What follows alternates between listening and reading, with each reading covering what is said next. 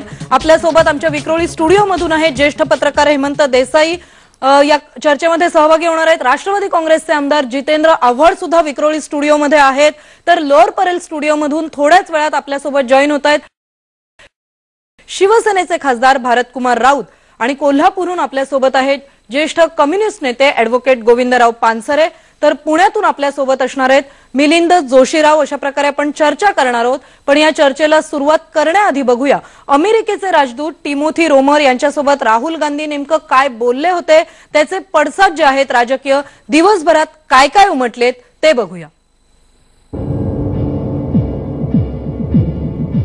वर्षाच्या सरते शेवटी काँग्रेसला अनेक घोटाळ्यांनी घेरलेला असतानाच आज विकिलीक्सनं राहुल गांधींच्या बाबतीत गौप्यस्फोट करून काँग्रेसला चांगलाच धक्का दिला।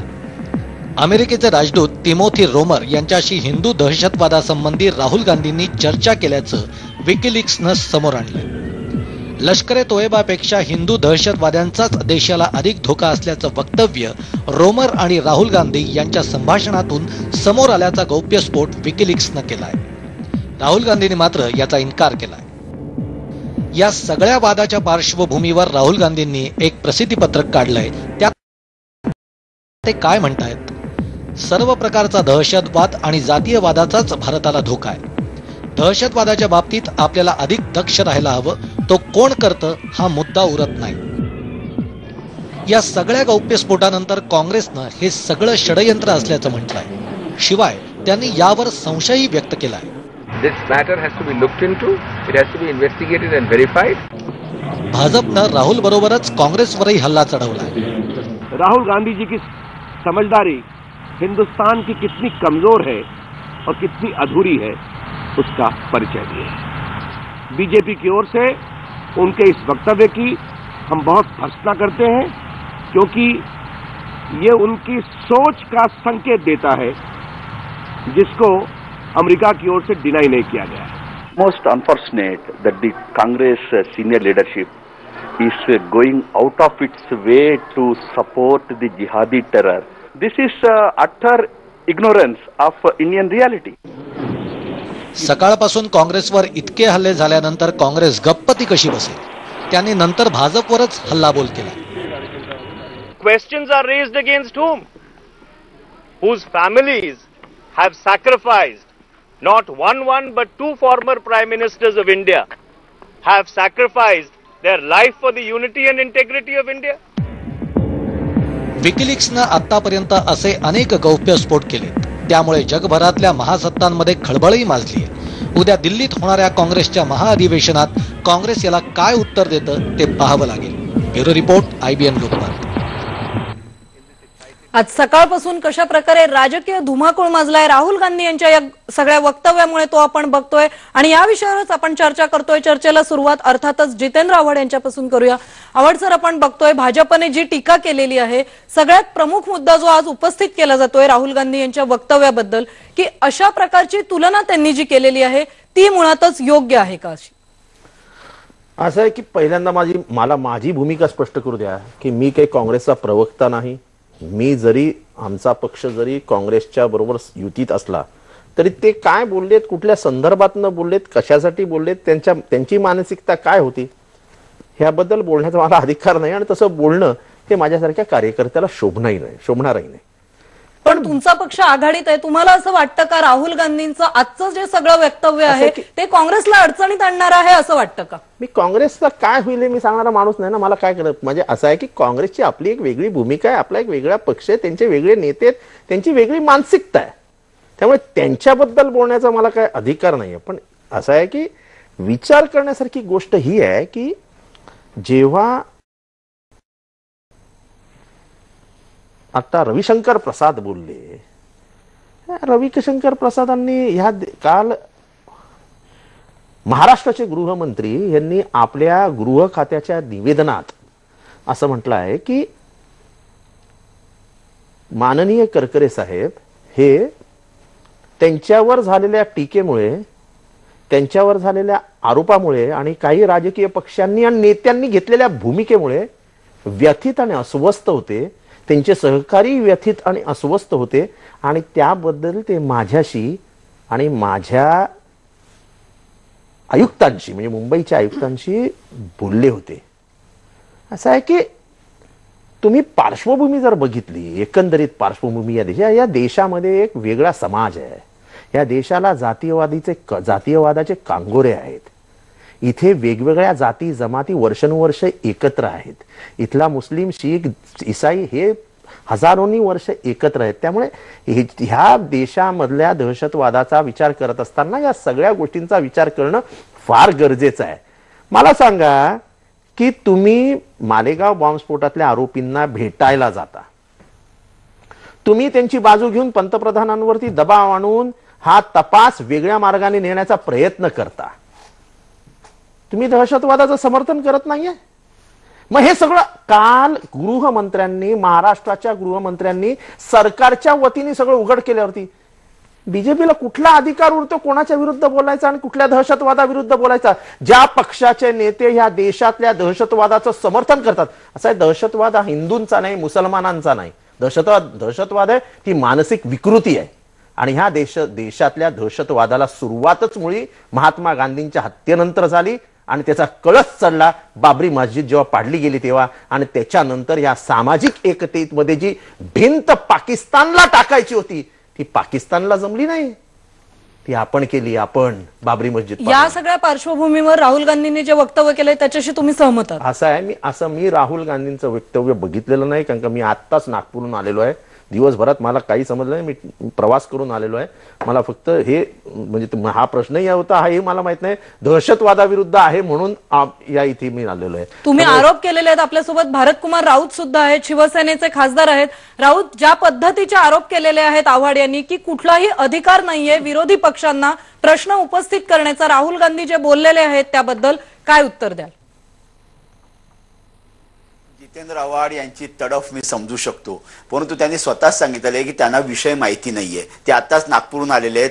त्यामुळे काय घडलेलं आहे, विकिलीक्सवर काय आलेलं आहे, राहुल गांधी यांनी काय मुक्ताफळं तिकडे तोडलेली आहेत हे त्यांना ठाऊक नाहीये. आणि त्यामुळे जितेंद्र आव्हाड यांच्या वक्तव्यावर मी प्रतिक्रिया व्यक्त करू इच्छित नाही. याचं कारण असं, एक तर ते काँग्रेसचे नाहीत, ते राष्ट्रवादीचे काँग्रेसचे आहेत. त्यामुळे त्यांना उगाच अडचणीत आणायचं नाही. एक गोष्ट वेगळी की मागे राहुल गांधी जेव्हा मुंबईत आले होते आणि शिवसेनेने जेव्हा त्यांना विरोध केला होता ते जितेंद्र आव्हाड राहुल गांधीच्या बाजूने उभे राहिले होते. त्याच्याबद्दल मला पडायचं नाही. विषय जो आहे ना आता हा विषय आहे हा करकरे यांचा मृत्यू किंवा त्या संबंधीचा नसून हा राहुल गांधी यांनी जे विधान केलेलं आहे की हिंदू कट्टरवादी हे एलिटीपेक्षा म्हणजे लष्कर ए तोयबापेक्षाही अधिक धोकादायक आहेत असं विधान अमेरिकी राजदूतीकडे करणं हे माझ्या मते सरासर चुकीचं आहे, निषेधार्ह आहे. आणि त्यामुळे राहुल गांधी यांनी या देशवासियांचा जो अपमान केला, या देशाच्या सुरक्षेला जो धोका निर्माण केला, कारण पाकिस्तान जे बोलतंय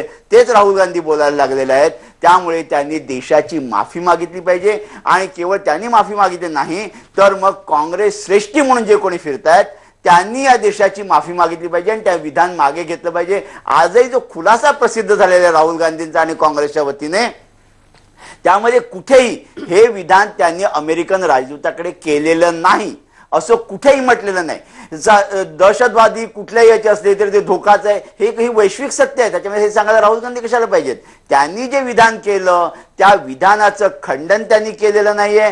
ते विधान चुकीचे असं म्हटलेलं नाही आणि अमेरिकेकडून तसा खुलासा आलेला नाही, भारत सरकारकडून खुलासा नाहीये, काँग्रेस श्रेष्ठींकडून खुलासा नाही. अशा वेळी आपण आपल्या देशाची आबरू विकायला बसलोय का असा प्रश्न जनतेच्या मनात निर्माण होतोय. आणि म्हणून राहुल गांधींकडून माफीची मागणी भारतीय जनता करते आणि मला वाटतं आव्हाड सुद्धा त्याच्यामध्ये सामील होतील. बरोबर आहे. तुमचा सगळा जो विरोधकांचा सूर आहे की माफी मागितली पाहिजे आणि जो प्रश्न हेमंत देसाई की हे सगळं टिमोथी रोमरकडे का बोलले राहुल गांधी, लोकसभेत त्यांना हा सगळा मुद्दा मांडता आला असता. मूळ प्रश्न हा आहे की हे तिथे का बोलले, काय वाटतं याबद्दल? डिप्लोमसीचं साधारण आपण एक शास्त्र लक्षात घेतलं तर आपले इंटरनल मॅटर्स बाहेर बोलायचे नसतात. जसं की बाहेरच्या देशात जेव्हा आपण कोणी जातो तेव्हा आपल्या देशाच्या संदर्भात अंतर्गत राजकारणासंबंधात वक्तव्य करायचे नसतात.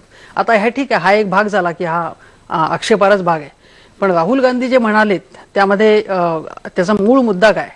त्यांचं म्हणणं असं आहे की जेवढा मुस्लिम दहशतवाद, म्हणजे आता स्पष्ट आपण म्हणू की त्यांना काय म्हणायचं, मुस्लिम दहशतवाद जेवढा धोकादायक आहे त्यापेक्षाही हिंदू दहशतवाद त्यापेक्षा अधिक धोकादायक आहे असं ते म्हणाले. यापूर्वी त्यांनी असं वक्तव्य केलं होतं की RSS आणि सिमी हे एकाच लायकीच्या दोन्ही संघटना आहेत असं त्यांचं म्हणणं होतं. म्हणजे सिमी एवढीच RSS धोकादायक संघटना आहे. त्यावेळी आपल्या इथे जी चर्चा झाली होती त्यावेळी मी असं म्हटलं होतं की सिमी आणि RSS याचं इक्वेट करणं हे चुकीचं आहे साफ. RSS ला जरी माझा आणि अनेकांचा विरोध असला, सक्त विरोध असला, तरी सिमीपेक्षा RSS ही संघटना नक्कीच सौम्य आहे, अधिक मूलतः सौम्य आहे त्याच्यापेक्षा. म्हणजे त्याचं जे ऑपरेशन ज्या पद्धतीचं आहे, दहशतवादी कारवायांचं आणि त्याच्या सगळा विचार आता त्याच्या पलीकडे जाऊन त्यांनी अगोदर काय वक्तव्य केलं होतं त्याबाबत माझं काही प्रमाणात समर्थनच आहे त्यांना. ते असं म्हणाले होते की काँग्रेसमध्ये बाहेरची माणसं येतील तेव्हा आपण फंडामेंटलिस्ट जे आहेत त्या कोणत्याही संघटना असतील, RSS असेल किंवा सिमी असेल किंवा कुठल्याही अन्य संघटना असतील, त्यांना आपल्या संघटनेमध्ये प्रवेश द्यायचा नाही असं त्यांचं वक्तव्य. आता फंडामेंटलिझमचा असा आपण विचार केला, कडवी विचारसरणी, सूत्र काय की कडवी विचारसरणी जशी सिमीची आहे, जशी जमात इस्लामीची आहे, तशाच प्रमाणे RSSची आहे हे आपण मान्य करायला पाहिजे. बरोबर. आजच्या RSSच्या परिवाराच्या सगळ्या हेमंत देसाई आजचं जे त्यांचं एक विधान आहे की त्यांनी लष्कर-ए-तोयबाशी तुलना केलेली आणि तेवढाच किंबहुना त्याच्यापेक्षा धोका म्हटलेला आहे, त्याबद्दल काय बोलू? त्याबद्दल मी स्पष्टपणे असं म्हणेन की लष्कर-ए-तोयबाच्या इतकीच धोकादायक संघटना असं म्हणणं हे साफ चुकीचं आहे. कारण लष्कर-ए-तोयबाचं संपूर्ण जे काही कारभार आहे, संपूर्ण आयडिओलॉजी आहे, ती याच्यापेक्षा नक्कीच धोकादायक आहे, नक्कीच धोकादायक. आणि त्यामुळे लष्कर-ए-तोयबाशी तुलना करण्याचं कारण आहे. आज जर राहुल गांधींनी थोडंसं वाचलं, आंतरराष्ट्रीय पातळीवर सुद्धा लष्कर-ए-तोयबा किती वेगवेगळ्या जागतिक मुस्लिम कट्टरपंथीय संघटनांशी संबंध ठेवून आहे.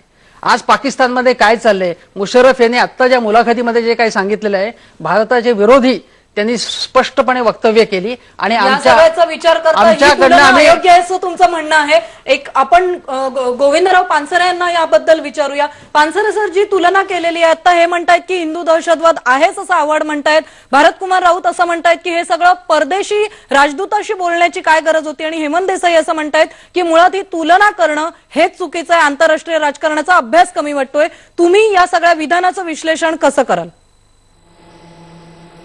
पहिली गोष्ट अशी की आपल्या देशामध्ये हिंदू कट्टरवादी अतिरेकी आणि मुस्लिम कट्टरवादी अतिरेकी अशा आहेत, हे खरी गोष्ट आहे. म्हणजे हे जे अतिरेकी कारवाया करतात त्या अतिरेकी कारवाया करण्यामध्ये हिंदू धर्माचेही लोक आहेत आणि मुस्लिम धर्माचेही लोक आहेत. हे यांचं अस्तित्व आता स्पष्ट झालेलं आहे. या दोघांची तुलना करणं ही एक अनावश्यक गोष्ट आहे. त्याच्यामधून कुणाचं तरी प्रत्यक्ष अप्रत्यक्षरित्या समर्थन केल्यासारखं होतं, ती गोष्ट बरोबर नाही. दुसरी गोष्ट अशी की हिंदू कट्टरपंथीय जे लोक आहेत यांनी जगामध्ये भारताच्या बाहेर काही उपद्व्याप केल्याची आत्तापर्यंत तरी बातमी नाही. तसं लष्कर-ए-तोयबाचं नाही, ते जगभर काहीतरी करतात. त्यामुळं याची जी काही आंतरराष्ट्रीय रॅमिफिकेशन्स आहेत तशी रॅमिफिकेशन काही हिंदू कट्टरवादी यांची नाहीत. हिंदू धर्मामध्येच फार पूर्वीच्या काळापासून एक कट्टरपंथीय विचार हा आहेच. अगदी वामनापासून तर तुकारामापर्यंत किंवा महात्मा गांधींच्या खुनापर्यंतचा जरी आपण इतिहास काढला तरी त्याच्यामध्ये कट्टरपंथीय म्हणजे दुसऱ्याचा विचार सहन न करण्याची प्रवृत्ती ही त्यांच्यामध्ये आहे. आणि त्याच्यामधूनच आपल्या देशामध्ये अनेक काही गोष्टी घडलेल्या आहेत. पण त्याला जोडून दुसरा एक प्रश्न असा आहे किंवा दुसरा एक मुद्दा असा आहे माझ्या मते की याची चर्चा जाहीरपणे न करता परदेशातल्या एका व्यक्तीबरोबर, जबाबदार व्यक्तीच्या बरोबर करायची गरज काय होती तुम्हाला, आणि तशी करण्याची काही आवश्यकताही नव्हती. त्याच्यामधून नकळत आपल्याला याच्या मागे काहीतरी राजकीय भूमिका आहे की काय असा वास येतो. म्हणजे लष्कर-ए-तोयबाच्या ऐवजी RSS वाले किंवा तसे कोणी जे असतील ते आहेत अतिरेकी, आणि त्या अतिरेक्यांचा उपद्व्याप चालू आहे. हे जरा उशिरा उघडकीला आले ही गोष्ट खरी आहे. म्हणजे लष्कर-ए-तोयबा किंवा इतर संघटना जितक्या लवकर उघडकीला आल्या तशा या अगोदर उघडकीला आल्या नव्हत्या. आता अलीकडे काहीतरी त्या उघडकीला आलेल्या आहेत. आणि त्याच्यामुळे राहुल गांधींनी असं विधान करण्याची काहीही गरजही नव्हती आणि विधानही चुकीचं आहे. ज्यांच्याबरोबर केलं तेही चुकीचं, गरज नाही असं म्हणतायत. आवड, तुम्हाला उत्तर द्यायचं होतं एकूणच हिंदू दहशतवादाबद्दल जे काही पानसरे सर बोललेत त्याबद्दल. मला पानसरे सर जे बोललेत ते माझ्या विचार म्हणजे माझ्या ज्या मनात होतं तेच ते बोललेत की एक सनातन धर्म स्थापन करण्याचा युग इथे प्रयत्न झाला आणि त्या सनातन धर्माच्या माध्यमातून इथे जो बहुजन होता त्या बहुजनाचा आवाज दाबण्याचा कायम प्रयत्न झाला. मग तो तुकारामांचा पण मुद्दा इथे हा सगळा येतोय की हे सगळं परदेशी राजदूताबरोबर का बोलायची गरज काय होती? असं आहे की म्हणून मी तुम्हाला सुरुवातीला सांगितलं की राहुल गांधींची मानसिकता काय होते, त्यांनी त्या राजदूताशी का चर्चा केली. इंटरनॅशनल कम्युनिकेशन्स मध्ये असं आहे, ते गांधी कुटुंब आहे जगातले सगळं. आता असं आहे, जगातला जो कोणी नेता येतो तो पंतप्रधानांना भेटतो, म्हटलं जाऊन गांधी खानदानालाही भेटतो. या देशामधल्या 60 वर्षाच्या राजकारणामध्ये त्या कुटुंबाचं असलेलं अस्तित्व हे ते या देशाला नाकारता येत नाहीये. आणि त्यामुळे ही चर्चा केली असेल असं तुम्ही म्हणताय. आपल्यासोबत मिलिंद जोशीराव सुद्धा आहेत पुणे स्टुडिओमधून. अभिनव भारतचं ते प्रतिनिधित्व करतायत. तुम्ही ही सगळी चर्चा ऐकताय, काय चर्चा सुरू आहे ती, आणि हिंदू दहशतवाद पुन्हा एकदा या सगळ्या चर्चेमध्ये आलेला आहे. राहुल गांधी यांनी जे वक्तव्य केलेलं आहे त्याच्यावरची तुमची प्रतिक्रिया काय आहे? प्रतिक्रिया म्हणजे पहिल्यांदा तर ह्या घटनेचा, ह्या स्टेटमेंटचा पूर्णपणे आम्ही विरोध करतो. हॅलो. कारण स्टॅटिस्टिकली जर का बघितलं तर कोणीतरी मला आज सांगावं की आजपर्यंत भारतीय ज्युडिशियरीमध्ये किती हिंदू टेररिझम खाली कन्व्हिक्ट झालेले आहेत आणि इतर पंथीय किंवा पाकिस्तानातनं आलेले अतिरेकी कन्व्हिक्ट झालेले आहेत. त्यामुळे त्यांच्या ह्या विधानाला स्टॅटिस्टिकल आधार असा काहीच नाहीये. उगाच काहीतरी कुठचं तरी स्टेटमेंट करायचं, स्वतःचे चालू असलेले स्कॅम्स ह्याच्या मागे दाबायचे, दरवेळेला एखादा स्कॅम दाबायचा झाला की कुठच्या तरी हिंदू संघटनेला ह्याच्यामध्ये ओढायचं आणि त्याचा मोठा बागुलबुवा करायचा, ही काँग्रेसची आता नीती झालेली आहे. ह्यावरूनही हे स्पष्ट होतं की राहुल गांधी अजूनही राजकीय दृष्ट्या परिपक्व नाहीयेत, अजून ते बाळबोध आहेत. त्यातनं अमेरिकन अँबॅसेडर समोर त्यांनी हे स्टेटमेंट केलं, हे तर अजूनच बाळबोधपणाचं लक्षण झालं. कारण आपल्या देशात घडत असलेल्या घटना ह्या लोकांसमोर कशा बोलायच्या, किती बोलायच्या याचं ताळतंत्र त्यांना राहिलेलं नाहीये. त्यामुळे आम्ही ह्या स्टेटमेंटचा पूर्णपणे निषेध करतो. आणि मला असं नोंदवावंसं वाटतं इथे की आत्तापर्यंतचे हिंदू अतिरेकी जे म्हटले जातात, कोर्टाने किती हिंदूंना आत्तापर्यंत कन्व्हिक्ट केलेलं आहे. मालेगाव प्रकरण सुद्धा अजून सबज्युडिस आहे, त्यामुळे अजून त्यांना कोर्टानी किंवा न्यायालयाने अजून त्यांना अतिरेकी डिक्लेअर केलेलं नाहीये. तर मीडियाला सुद्धा मी रिक्वेस्ट करतो किंवा ह्या राजकीय नेत्यांनाही मी रिक्वेस्ट करतो की जोस्तवर न्यायालय यांना अतिरेकी म्हणत नाही तोस्तवर तुम्ही यांना अतिरेकी का म्हणता? जसे तुमचे एखादे मिनिस्टर्स कुठच्या तरी स्कॅम मध्ये अडकतात आणि त्यानंतर ते फक्त राजीनामा देतात, तेव्हा तुमचे प्रवक्ते जसे म्हणतात की यांना तुम्ही आता टेंड करू नका, मॅटर कोर्टात आहे, तसंच हा मॅटर आहे की अजून हे मॅटर सबज्युडिस आहे. न्यायालयाने अजून ना अभिनव भारतला, ना संघाला, ना कुठच्याही त्याच्या माणसाला अजून टेररिस्ट डिक्लेअर केलेलं आहे. इनफॅक्ट लोअर कोर्टाने, मकोका कोर्टाने मकोका हटवलेला आहे. याच्यावरनं हे दिसतं की हे संघटित कार्य नाहीये, हे अतिरेकी कार्य नाहीये, ही लादलेली केस आहे. जोशीराव, तुमचं म्हणणं असं आहे की हे सगळं जे आहे लादलेलं आहे, पण याला खूप मोठा विरोध येतोय. आव्हाडांना पण बोलायचं आहे इथे, देसाईंना पण बोलायचं. हेमंत देसाई ते असं म्हणतायत की हिंदू दहशतवादच अस्तित्वात नाहीये. मला ब्रेक घ्यायचा आहे, पण ते जो काही दावा करतायत त्याला तुम्हाला दोघांनाही उत्तर द्यायचं. मला फार कौतुक वाटलं की एका या संघटनेचं कायद्याबद्दल किंवा न्यायव्यवस्थेबद्दल त्यांना किती आदर आहे हे आपण आता बघितलं. गेल्या काही वर्षातल्या ज्या काही घटना आपण बघितलं, करकऱ्यांचं प्रकरण, मालेगाव बॉम्बस्फोटाचं प्रकरण, राजस्थानमधलं प्रकरण, हे आपण बाजूला, म्हणजे अजमेर बॉम्बस्फोट वगैरे ते प्रकरण बाजूला ठेवू. एक जेव्हा नथुराम गोडसेंनी महात्मा गांधींची हत्या केली त्यावेळी जी काही एलिमेंट्स होती ती एलिमेंट्स आजही देशात आहेत आणि ती बळावत आहेत, हे आपण स्वीकारणार की नाही? अभिनव यांची संघटना आहे ती कशा प्रकारे काम करते, लोणावळा किंवा खंडाळ्याच्या परिसरामध्ये कशा प्रकारचं ट्रेनिंग देण्यात आलं होतं, हा अलीकडचा इतिहास. पण या देशामध्ये जे काही दहशतवाद सुरू झालं, दहशतवादाचं संपूर्ण चक्र सुरू झालं, ते रथयात्रेपासून मोठ्या प्रमाणामध्ये सुरू झालं. हे आपण लक्षात घेतलं पाहिजे. त्याला पूर्णपणे अडवाणी जबाबदार आहेत त्याला. तेव्हापासून दहशतवादाचं चक्र सुरू झालं आणि त्यानंतर ऍक्शन रिॲक्शनचा सिलसिला सुरू झाला. ही जबाबदारी त्यांनी घेतली पाहिजे. आणि बाबरी मशीद पाडताना कायद्याची पत्रास यांनी बाळगलेली नव्हती. अनेकदा कायदा पूर्णपणे गुंडाळून ठेवलेला होता. अयोध्येमध्ये सुद्धा जेव्हा आपल्याला अनुकूल निकाल लागला की कायदा बरोबर, प्रतिकूल निकाल लागला की कायद्याच्या बद्दल प्रश्नचिन्ह निर्माण करायची, ही यांची पद्धत आहे. त्यामुळे हे संपूर्ण यांना कायद्याचं काहीही पडलेलं नाहीये.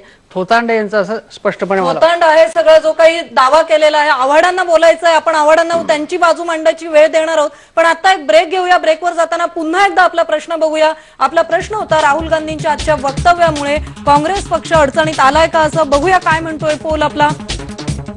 83% लोकांना वाटतंय की हो, राहुल गांधींचं जे स्टेटमेंट आहे ते पक्षाला